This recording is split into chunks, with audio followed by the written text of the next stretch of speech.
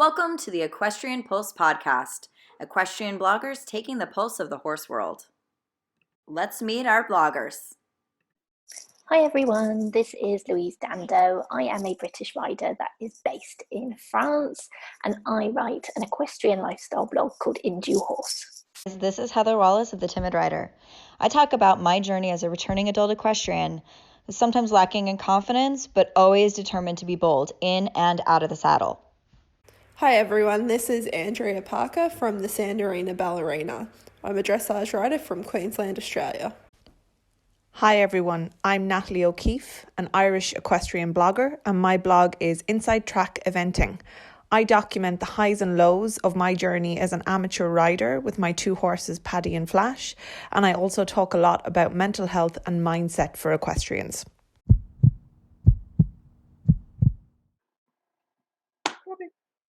Hi everybody, this is Heather Wallace with the Equestrian Pulse podcast. Today I have some very special guests and friends of mine, Jamie Baldanza and Deb Lee Carson, who are here to talk a little bit about wild Mustangs and their project, Wildlands, Wild Horses. Welcome, ladies. Hi, thanks for having us. Oh, I'm so glad you guys could come on. I wanted to talk to you a little bit and just introduce you guys a little. So Jamie, do you want to introduce yourself and kind of how you started working with Mustangs, and then we'll do the same with Deb? Sure. Hi, I'm Jamie Baldanza and I live in New Jersey. How I got into Mustangs is kind of a weird long story, but I'll try to make it short. I used to live in New York City and work in advertising as a creative director and art director. But I've always loved animals, and horses were never far from my mind. I used to ride at a stable on 89th in Amsterdam by Central Park, and that's how I'd kind of always get my horse fix. One day at my office, I kind of just broke down in tears because I felt like I wasn't doing enough of my passion and helping animals. So I kind of went down this rabbit hole of how horses ended up in the slaughter pipeline, which I knew nothing about. I didn't even know people consumed horse meat, just because it doesn't happen typically in the US. And then after I went down that rabbit hole, I found out that wild horses could fall into the slaughter pipeline, and I just kind of became obsessed with horses. So I picked up my camera and I just started photographing them out west. And that's where I met Deb. And then, as our Instagram following kind of grew from our pictures, we were like, well, how can we help more? How can we get more awareness out for these Mustangs? So that's how we kind of decided to create the docu-series. Perfect. In a nutshell. Awesome. A Jersey girl, supporting wild Mustangs is kind of an odd thing. So it's nice to explain how that happened. Yeah. It's whenever I kind of talk about Mustangs out here, people are like, "What? Wild horses?" Or even if I'm like trail riding in, one of our parks, and people ask what kind of horse it is, and I say a Mustang, they're just kind of blown away. Like and then I get to educate, and then we get in nice conversations, and then we spread awareness. Well, and not to digress too much, but isn't the Mustang Makeover going to be in New Jersey this October? It is, which that's is exciting. Really, really exciting. Oh, that's awesome. Yeah. Some people have been pushing really, really hard for it, and it finally happened. I'm definitely going to be there. I'm going to encourage, the whole Heather and I are in the same horse community in New Jersey, in the same county. So I'm sure I'll be there. So everyone can go watch and maybe some adoptions will happen. So yeah, it's really cool. I'm really excited about it. It's about time. Yeah, no, I think it's great because there's a bigger community of Western riders here in in New Jersey than people realize, and Mustang advocacy and awareness is starting to kind of creep in. So we're seeing more and more of them here. So that's perfect. So Deb, why don't you introduce yourself to us too? Hi, I'm Deb Lee Carson. This is my cat, Johnny, that likes to hang out when we do this kind of stuff. I'm from Minnesota, and I grew up on a dairy farm in the southeastern part of the state and have been around horses my entire life. My mother, when she was pregnant, rode horse. She was pregnant with me. Johnny. I know, Johnny. and road horse, and they've just always been in my life. But I didn't pick up a camera until I was living in the Appalachian Mountains back in 1999. And after that, when I picked up the camera and found my creative outlet, I didn't come in contact with wild horses until the year 2006, when I had gone out to Teddy Roosevelt National Park in May to mountain bike the Monahey Trail, but it had rained and we couldn't, so we biked the park. I had no idea. It's my first trip to Teddy Roosevelt, and I had no idea what was in there. So when we saw horses, we're like, huh, what are these? Did somebody turn horses loose out here? So that was my first encounter with wild horses, was in 2006. And then I made a trip back out there in 2012, and that's when I encountered the wild stallion Blaze, and that's when my life changed after that. And I did a project in 2015 called Fly Without Wings, and it was either right before or right after that Jamie and I met. I can't remember, but Right before. Right? And So then tell us how you guys met. Oh, I stalked Deb.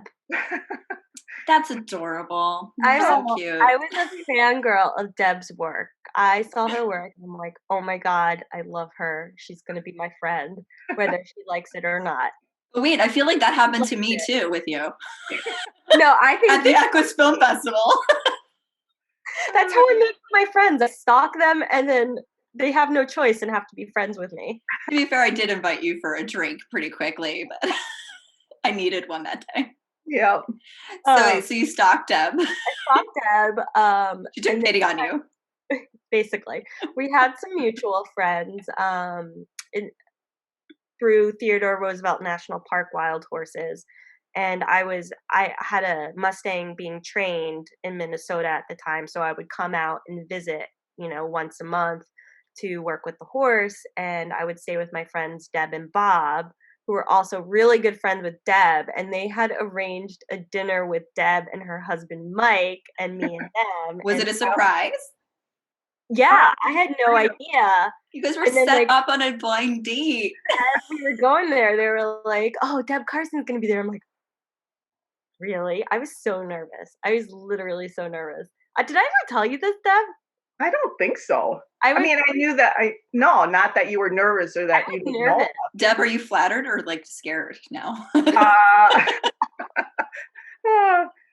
Watch her while she sleeps. Shh. Don't tell all our secrets. And then, we had a great dinner. We really jived. I then came to her show, and then I invited myself out with her shooting, and it's been love ever since. Yeah. Yep. Totally. Or Deb would get it in the night somehow, like be my friend or else. Right? No, it's good. I mean, I've seen you guys' dynamic working together. You guys have a genuine, really amazing partnership that you have going on. So, I mean, you met, and then how did you decide to come up with this docu-series together? Like, how did that come about? Well, it's, we just have such, I love our dynamic. We have such an interesting way about how we shoot, and it's so crazy that we just shoot the same way. Like, people go out and photograph wild horses, they'll maybe like drive around the loop road or walk a quarter mile in, but we'll go for it, and we're always up for it, and we're up for the challenge no matter what. And we just really respect how each other shoots, so it just works for us. And as we learned that throughout the years, we just thought it would be great and fun. I'm losing my words. What am I trying to say, Deb? Docu-series. I think what prompted the Wildlands Wild Horses was our years of working with Mustangs, photographing them, and not seeing any change in how they're managed. And then having conversations with people that, what? There's wild horses? What? I didn't know that. And it's like, so we started talking about how can we bring them to a larger audience? What would be the best way? And how can we seek facts and truth, which is the hardest thing to find in actually not just the horses, but anything in general. I think that's how the idea was born. And then we just have gone from there. Yeah, I know this has been like a long time coming. You guys have really been working hard for years. And how many herds are featured in the docu-series? So we've been going back and forth. We think there's going to be 12, with Nevada having 2 episodes because Nevada is just such a complex state. It has the most herds, has the most history in when it comes to protections for wild herds. So there's just so much to explore there. So we're hoping for about 12 episodes. Yeah. Okay. And then the first episode, is that what it's going to be screened on February 11th? Yes. So the first, oh, sorry. The first, Yeah, I was going to say, so tell us what's going to be in the first episode, a little teaser. Sure. Our first episode is Twin Peaks, California, and it's a herd management area that's not very well documented. It's giant. It's like 800,000 acres. So finding the horses are very, very hard. It's very difficult. But Deb and I absolutely fell in love with the land and the horses there and the people. And I think it's a great introductory to wild horses.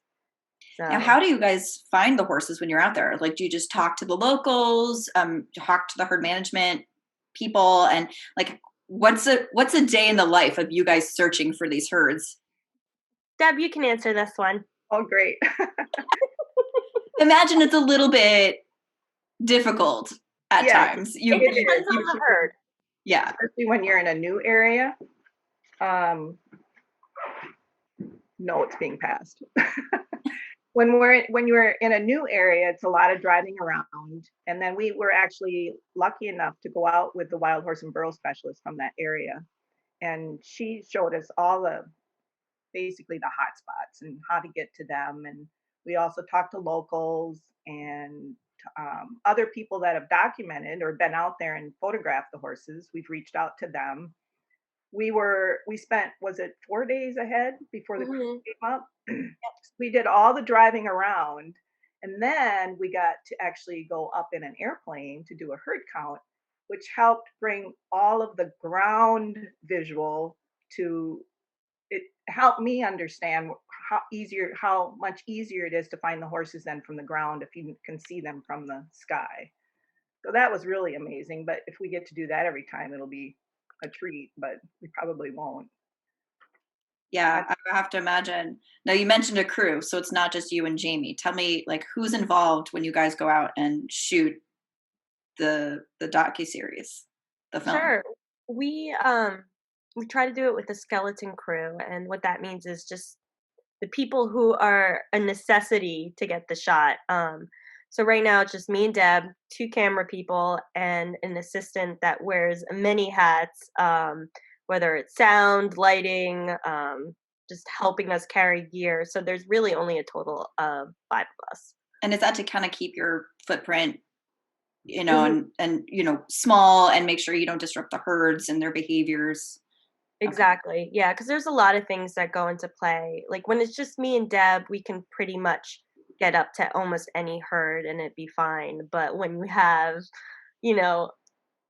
a lot of people or a couple more people with lots of big scary gear, I mean, it's a lot more difficult. And what we were very fortunate that the crew really respected how we approached the horses, and they really got into like the tactics we would use to get to them, and they were great.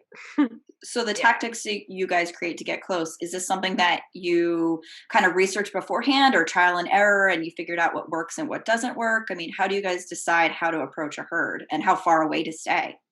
It depends on the herd itself and how habituated they are.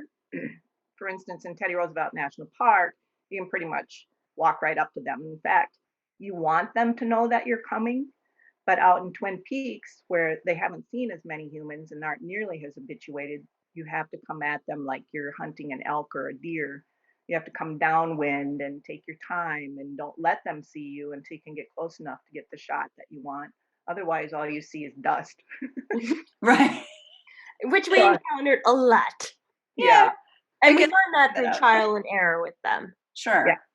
Yeah. And I have to imagine that when you do talk to somebody in the area who maybe is familiar with the herd, and that's not always the case, but maybe they'll give you a little insight. Yeah. For sure. So do you have a funny moment from when you guys were filming this the Twin Peaks herd that maybe like a behind the scenes kind of, a horse that stood out or a funny gaffe or something that was kind of unexpected? God, we had tons of moments. I don't know. I'm trying to think. I've Which got one? the best one. Deb's volunteering. Because it's about Jamie. God. It's when she was eating a peanut butter sandwich and totally missed the blue-eyed stallion that we had fallen in love with, getting it on with another stallion. She's like, and while we were off filming them actually fighting, and she's like, anyway. She's just in her own little Jamie world eating a sandwich. I was so mad. I'm like, what the hell? Because I was so hungry, so I finally decided, like, I will wait all day and not eat. And then the second I decided to eat, I missed all the action. So maybe you just have to, like, Deb just has to send you off to eat in order to get the good shots. Like, maybe that's the way to do it. Oh my gosh. Well, how did you decide, like, which herds to feature? Like, what kind of stood out to you? Like, what is the story you're trying to tell with each herd? Is it a different story with each herd, or? Yeah, so I think the reason why we wanted to do different herds in different states is because they all have their own story to tell. They each have such a different landscape. They have different stakeholders involved, and there's just so many different things that are unique to that herd that they should all be treated a little bit differently. So we're still deciding on herds, but we've taken great care on picking which ones we feature. Some of them will be a little, well known and popular, but others are going to be lesser known. So we can get kind of a variety of the different herds. But yeah, I mean, we look for the stories. We look for anyone that's going through really, really difficult times or issues or has really rich history. So there's a lot of factors. I mean, it's just so multifaceted. You just can't base it off one thing. Yeah. We try to find a really unique adoption story and then trace her back, whatever that adoption story is, trace back to where that particular Mustang came from. And that's how we ended up with Twin Peaks in California, was that Danny California, who's sort of the star of the first episode. She came from that area, and we wanted to show people where they come from, and then all of the dynamics around that particular HMA or that particular part of the country. I think that's really cool. So, I mean, each episode's going to be like a different story.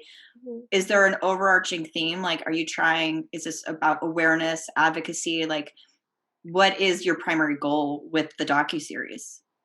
Well, I would say the primary goal is awareness to a much bigger audience, so it can help provoke change on a deeper level.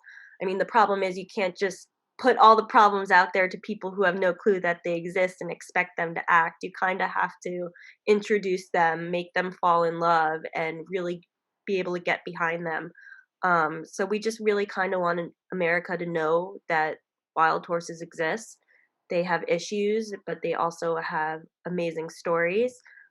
Also with adoption, there's 50,000 wild horses in holding pens right now, and we would love to see the numbers go down, or the numbers go up for adoption and the horses rounded up going down. So there's just so many things that we're hoping to come out of this. And then maybe even a long-term goal is help influence legislation. Like, we would love that. But right now we're starting simple, and it's just getting the story out so people know. Yep. Well, and in a beautiful way, right? So you're doing it in a way that people can really. So when I was working for the Wildlife Conservation Society, they had always said to us that people want to say what they love, but how can they love something they don't know anything about? Right. Exactly. So that really strikes me with what you guys are doing, because I didn't really know a lot about Mustangs before I met you. And obviously I've had a little bit more time to spend with Mustangs, and I even rode one in Arizona and officially want him and love him and need him in my life. I would get divorced if I did that, but that's fine. What's that? Hi.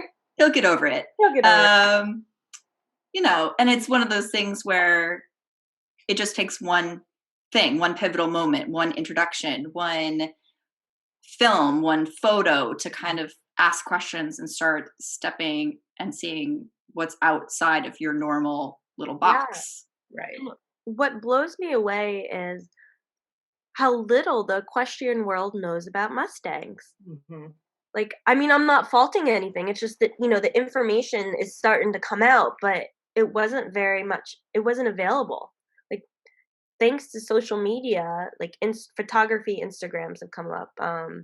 Advocacy groups have been able to get the word out, but I would just love, besides the normal American, the equestrian world to actually embrace this breed of horse and, help them out. Well, and just like the different herds are so different, um, different landscape, different places. It's my understanding, and correct me if I'm wrong, that a lot of the different Mustangs have different lineages. They're not just Mustangs, right? They come Yeah. from different stock. And so what one Mustang looks like is going to be very different from what another Mustang looks like. And I know, Jamie, your Mustangs are very different. One looks like a little like dwarf pony and the other is a Trakehner. So Right. And so I think that's something too that needs to be said, right? It's like not one yeah, Mustang is the same as every other Mustang. you And could basically find a Mustang for any discipline. They're so Absolutely. versatile. They come in so many different shapes and sizes. They have very different head spaces. There is a Mustang for everyone out there. You Absolutely. just got to find them. what would you say would be like the number one characteristic of a Mustang? Like in maybe personality or temperament, or because I know they're so different physically, but is there something that kind of unites Mustangs as a breed? I would say loyalty. And Uh, heart. Yep. Heart and loyalty for Heart sure. and loyalty. Once they find their person, there's no greater bond. And I know everyone, finds their bond with their horse domestic wise, but there's just something with a It's Mustang when they go to wild and then now they look to you as their partner. It's the most incredible feeling, and it shows. Like the one horse I adopted Flax for, in her description, it read she would, when she finds her person, she would fight a bear for them. Like it's just, I don't know, there's just something so unique and amazing about them. I don't know if you want to add anything, Deb. I mean, it. When I walk out, I hadn't seen P because I was gone for a week, and I went out yesterday, and she saw me coming across the pasture, and she stopped, and she has this, and she just does it with me, and it gives me the chills every time. She looks at me and she goes, Oh, then I walk up to her, and she grabs me. She grabs, puts her head over my shoulder, and pulls me into her withers, and she just. And I just start. I'm going to cry now. It's just so unbelievable, and I'm just so blessed to have her. yeah. Can't Oh, explain. that's We have 8 priceless. horses here. All the other 7 are domestic quarter horses, which I've raised. They've all been with me most of their lives, but I never get that from them. They just look at me like, "Are you going to feed me now?" Here, My human, baby. do my Yeah. bidding. But P will do that every time you walk out in the morning. She'll just walk up to you and hug you, and your day is good. Oh, Yeah. it sounds like she's kind of like a heart horse for you, like a little bit of a soulmate almost. She has a very incredible story and Yeah. how her and Deb are connected. Yeah. She's special in so Aw. many ways. And she wouldn't be here if it wasn't for, I call them the crazy 8, that her whole adoption story is pretty cool in and of itself. Jamie was part of that, and a bunch of other amazing women were a part of that. So she's here because a group of women believed in her and believed in our connection and our story. That's so amazing. Very grateful. Well, I love that you guys are sharing your story because I know it kind of puts a radar on you because the whole Mustang advocacy and the Bureau of Land Management, like it can be very polarizing, right? Some people are really for it, some people aren't, some people are in the middle. And so you guys are really kind of putting yourself out there, and do you kind of in the docu-series do you address all the different opinions and kind of viewpoints with wild Mustangs? Absolutely. Yeah, we're trying. Obviously, Deb. Well, for me anyway, we want to keep wild horses wild. That's the ultimate goal, but we understand that there are many, many things that are involved in order to make that happen. So we're trying to go in with an unbiased approach and give everyone a platform. Whoever's willing to talk to us. Some people aren't willing to talk to us Right. just because we're considered advocates. They'll think we're putting them in a bad light. But yeah, we want to give everyone a voice, put the information out there, and then people can decide for themselves what they want to do with that information. Deb and I truly believe if we can sit down and have real conversations with opposing sides or just sides we don't agree with, or things can happen. It just, egos just need to kind of get pushed aside. And, we've created some really great relationships with people in the borough land management. Mhm. We've met incredible scientists that have taught us so much. And not surprisingly, not all ranchers are evil bastards. So it's like, Exactly. so Yeah. it's really, really important for us to just meet people. Yeah, because listen to the different perspectives, and kind of the more knowledge you have, right, the more you can help. Exactly. So I think that's in the docu-series, right? If you put that out there, the more knowledge people have. You were Mhm. going to say something, Deb?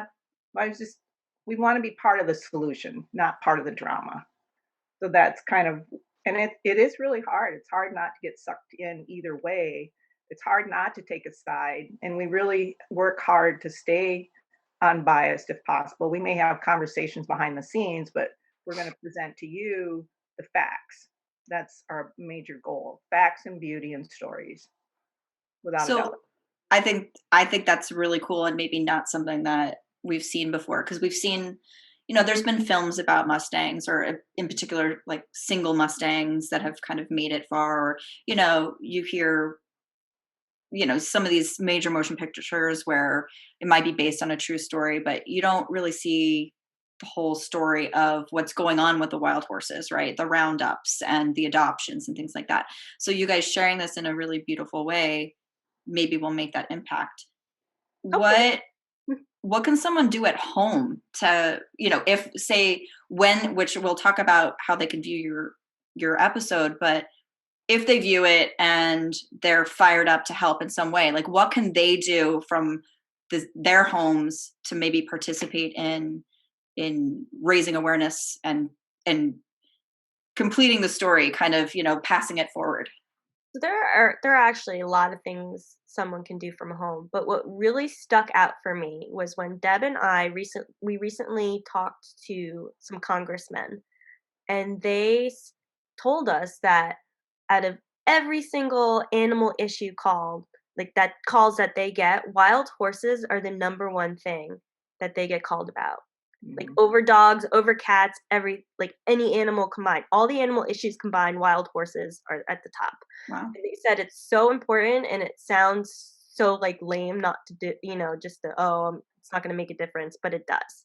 So you can always call your representative, your senator, when there's an issue that pops up, from a wild horse group, or just talk to them. They're pretty amazing. They will talk to you if you're a constituent of theirs. Another thing is adoption.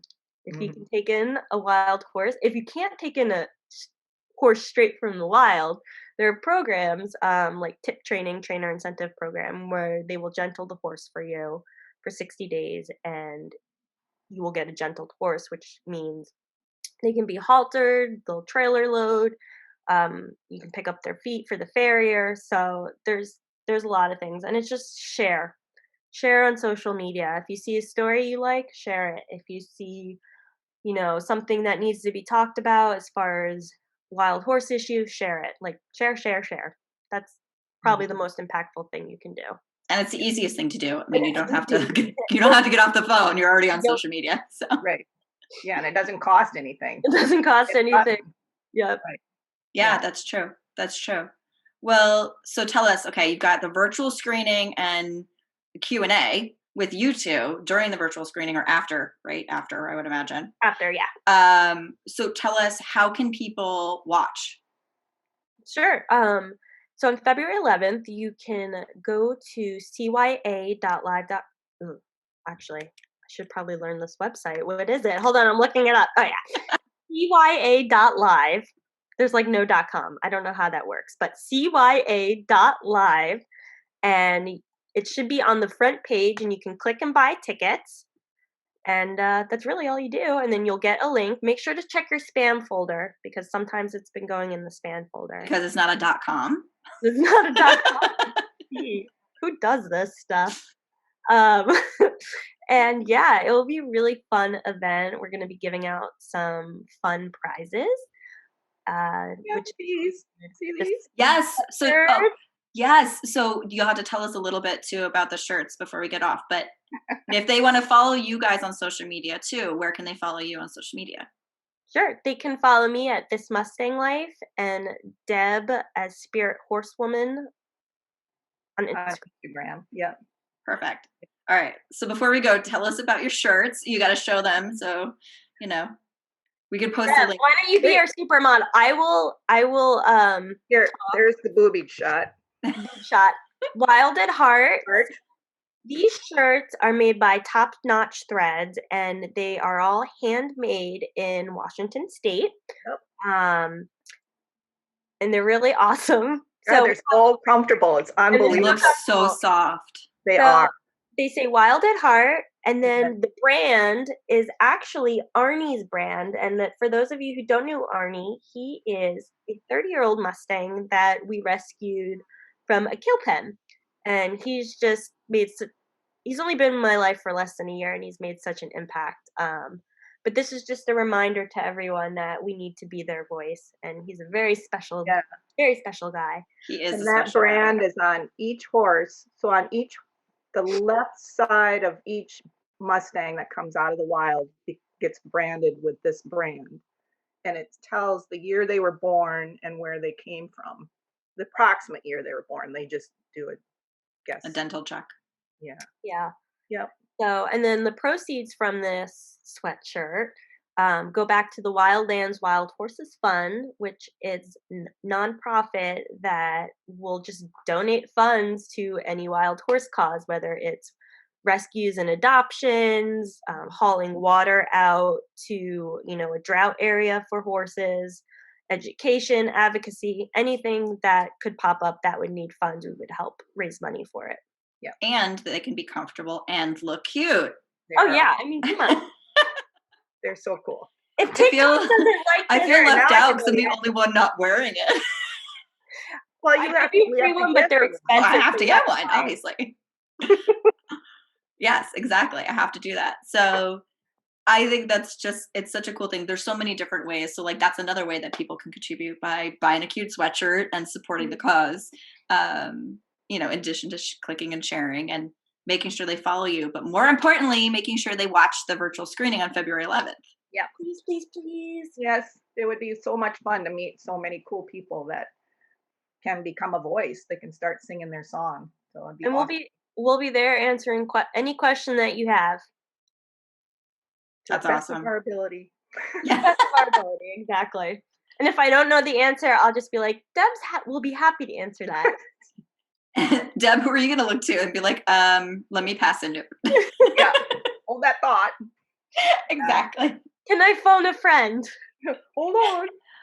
So one of the things I learned with the Wildlife Conservation Society is it's okay to not know the answer. You just say, I don't know, I will find out for you. And then that's a great way to continue and learn a little bit more because no one's got all the answers. Exactly. The more we can learn, the better. And we certainly don't have them. No, and that's good though. But you have more information than say someone like me sitting on my couch at home thinking like, that's a Mustang, that's really cool, but not knowing anything about it. So I'm so excited for you guys' screening. I've obviously seen a little bit of, what the work that's gone up to it, and I can't wait to see it all pay off. And it's going to be fantastic. So everybody make sure you guys watch.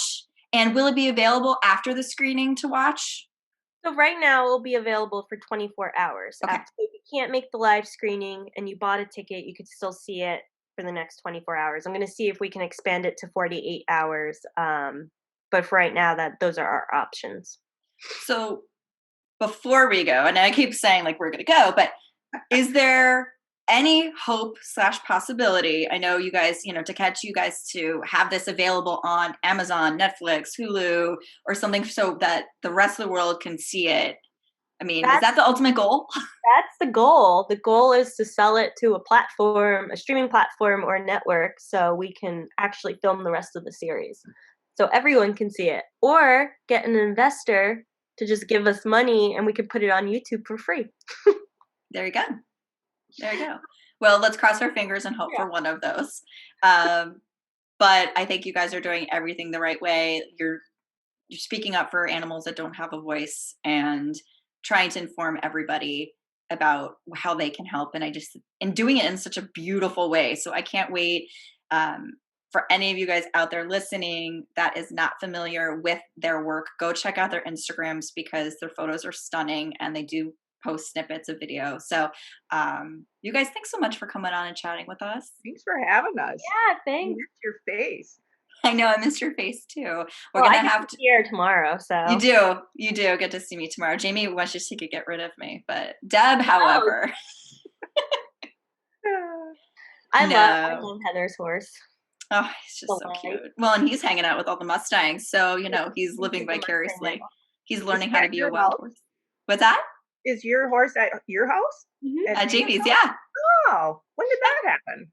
What? Oh, that's a totally long story. Yeah, that's another podcast. We'll have to fill you in over drinks. But yeah, so my heart horse, Delight, my thoroughbred, quick version, was going to end up in a not so great situation. And with Jamie's help, we were able to save him. Awesome. And so he is living his best life with his best friend, the only other thoroughbred on the farm. That's very cool. They're so funny. They're all bundled in their jackets, and their hoods. Very non-Mustang-like. Like woolly mammoths. And then just playing with each other, just mouthing each other. And then the Mustangs come over and they're like, oh no, they were going to play rough. No, it's very cute. But yes, I sincerely would love to help you guys in whatever way I can. Obviously with spreading awareness on my side, but behind the scenes, if you guys need me, I'm there. So you're welcome. And yeah, so for everybody listening, February 11th is the date, and 7 o'clock Eastern time. 7 o'clock Eastern time, and go follow Spirit Horsewoman on Instagram and This Mustang Life on Instagram for more information. Thank you. Thanks, guys. Thank you.